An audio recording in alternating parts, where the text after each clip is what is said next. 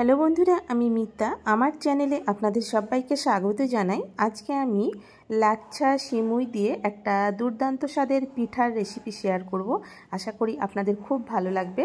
এইভাবে পিঠা বানিয়ে আপনারা স্কুল কিংবা অফিসের টিফিনেও দিতে পারেন।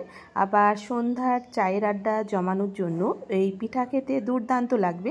চলুন তাহলে কিভাবে লাচ্ছা সিমুই দিয়ে পিঠা বানিয়েছি দেখে নেওয়া যাক আজকের আমার রেসিপিতে। এখানে আমি 150 গ্রাম লাচ্ছা সিমুই নিয়েছি, দেখুন।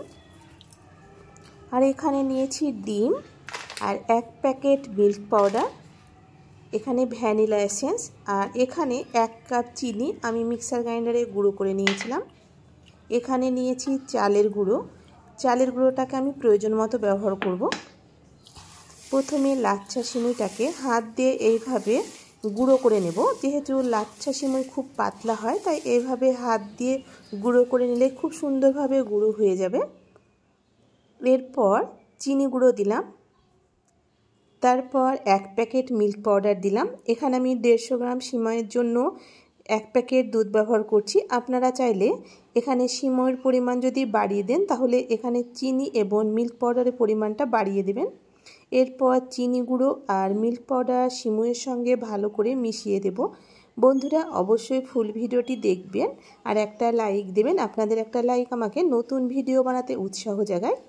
দেখুন, এখানে চিনি গুঁড়ো আর মিল্ক পাউডার ভালো করে মিশিয়ে নেবার পর এখানে 1 সিপি আমি ভ্যানিলা এসেন্স দিলাম। এখানে ভ্যানিলা এসেন্সটা দিলে ডিমের আষ্টে গন্ধটা থাকবে না। আপনাদের হাতের কাছে যদি ভ্যানিলা এসেন্স না থাকে, তাহলে এখানে এলাচ গুঁড়োও ব্যবহার করতে পারেন। এরপর আমি একটা ডিম দেবার পর ভালো করে সিমুইয়ের সঙ্গে মেখে নেব। এখানে আমার মোট 1টা ডিম লাগবে আর একটা ডিমের অর্ধেকটা লাগবে, তাই আমি প্রথমে একটা ডিম দিয়ে ভালো করে সিমুইয়ের সঙ্গে মেখে নিলাম। তারপর পরে প্রয়োজন হলে আবারও কিছুটা ডিম মিশিয়ে নেব। দেখুন, ডিমটা দিয়ে ভালো করে মেখে নিয়েছি।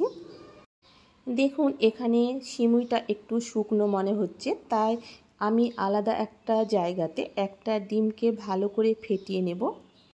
এখানে যদি আপনারা একসঙ্গে 2টো ডিম দিয়ে দেন, তাহলে চালের গুঁড়োর পরিমাণটা বেশি লাগবে, তখন লাচ্ছা সিমুইয়ের পিঠাটা খেতে ভালো লাগবে না। দেখুন, এখানে আমার অর্ধেকটা ডিম লেগেছে। এখানে লাচ্ছা সিমুইয়ের পিঠে বানানোর জন্য মোট আমার 1.5খানা ডিম ব্যবহার করেছি। দেখুন, ডিম দেবার পর আবারও ভালো করে মেখে নিলাম। এখানে একসঙ্গে ডিম না দিয়ে আমি প্রথমে একটা ডিম দিলাম, তারপর আর একটা ডিম দিয়ে আমি অর্ধেকটা দিয়েছি। দেখুন, ঠিক এরকমভাবে মেখে নিতে হবে। তারপর এখানে বাইন্ডিংয়ের জন্য চালের ময়দা দিলাম। এখানে আমি প্রথমে উঁচু উঁচু করে 3 চামচ ময়দা দিলাম। এখানে ময়দার পরিমাণটা বেশি দিলে ভালো লাগবে না, প্রথমে 3 চামচ ব্যবহার করলাম, পরে প্রয়োজন পড়লে আবারও আমি কিছুটা ময়দা দেব। এক কথায় এখানে চালের গুঁড়ো দিয়ে ময়দার মতো করে এখানে লাচ্ছা সিমুইটাকে মেখে নিতে হবে। আর যেহেতু এখানে ডিম ব্যবহার করেছি, তাই ভেতরের দিকটা খুব নরম হবে, আর চালের গুঁড়ো দেবার জন্য বাইরের দিকটা পিঠের খুব মুচমুচে হবে। আর বন্ধুরা, আমার চ্যানেলে নতুন বন্ধু হয়ে থাকলে চ্যানেলটিকে সাবস্ক্রাইব করার অনুরোধ রইল। পাশে থাকা বেল বাটনটি অবশ্যই প্রেস করে রাখবেন। আমি যখন নতুন কোনো রেসিপি দেব, সবার আগে আপনার কাছে পৌঁছে যাবে। দেখুন, এখানে আমার মোট 4 চামচ আর হাফ চামচ এখানে আমি চালের গুঁড়ো ব্যবহার করেছি। দেখুন, এখানে লাচ্ছা সিমুইটাকে আমি চালের ময়দা দিয়ে ভালো করে মেখে নিয়েছি। আপনাদেরকে কাছ থেকে দেখাচ্ছি, ঠিক এরকমভাবে মেখে নিতে হবে।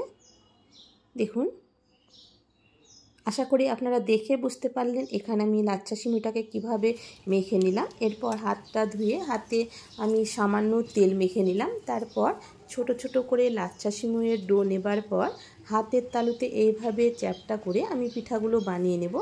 এক কথায় কাবাব যেভাবে বানায়, ঠিক সেইভাবে এখানে আমি পিঠাগুলো বানিয়ে নিচ্ছি। এটা ঠিক দেখে বুঝে নিতে হবে আমি কিভাবে বানিয়ে নিলাম। এক কথায় লাচ্ছা সিমুইয়ে ছোট ছোট বল আকারে নিয়ে হাতের তালুতে দিয়ে এইভাবে চাপ দিলে এখানে পিঠাগুলো বানানো হয়ে যাবে। দেখুন, একই রকমভাবে এখানে আমি সব পিঠাগুলো বানিয়ে নিয়েছি। এরপর পিঠাগুলো ভাজবার জন্য আমি গ্যাসে আগে থেকে কড়াইতে তেল গরম করতে বসিয়েছিলাম। তেলটা প্রথমে ভালো করে গরম করে নেবার পর গ্যাসের ফ্লেমটা আমি মিডিয়াম টু লো হিটে করে দিয়েছি।